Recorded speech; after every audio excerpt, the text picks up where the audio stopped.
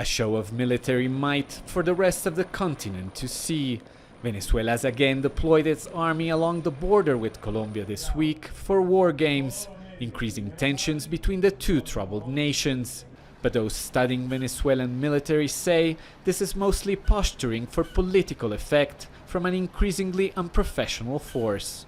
Well, the Venezuelan military is quite a politicized force, right? You are promoted because of loyalty to the government, and its military professionalism has suffered drastically. The patronage element is visible in the fact that they have 2,000 generals. That is more than all the countries of NATO combined. Joachim Kleinschmidt has been researching Venezuela's armed forces and their relationship with their ally Russia. He says that when commodity prices were high, the oil-rich country bought some impressive pieces of equipment, such as 24 state-of-the-art Sukhoi jets, but received little training on how to use them.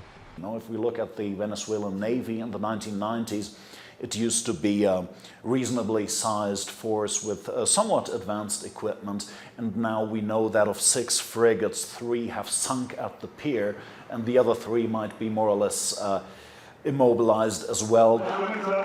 Venezuela has roughly 120,000 troops, less than half of the Colombian army, with a reasonable number of armed vehicles, but no aircraft carriers or destroyers.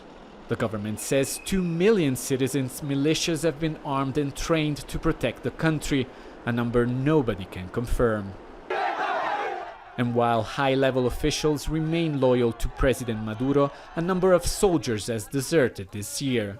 In an actual war scenario, what you would see is probably the Colombian Navy blockading Venezuelan ports with probably great effectiveness. And then the question is, when would the United States get involved? Yet Maduro insists they are ready to defend their homeland from an invasion. Y Venezuela tiene quien la defienda.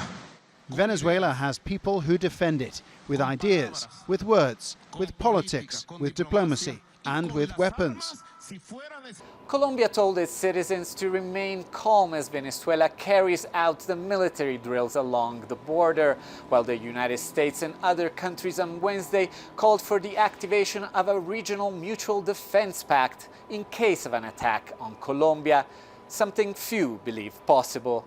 Alessandro Rampietti, Al Jazeera, Bogotá.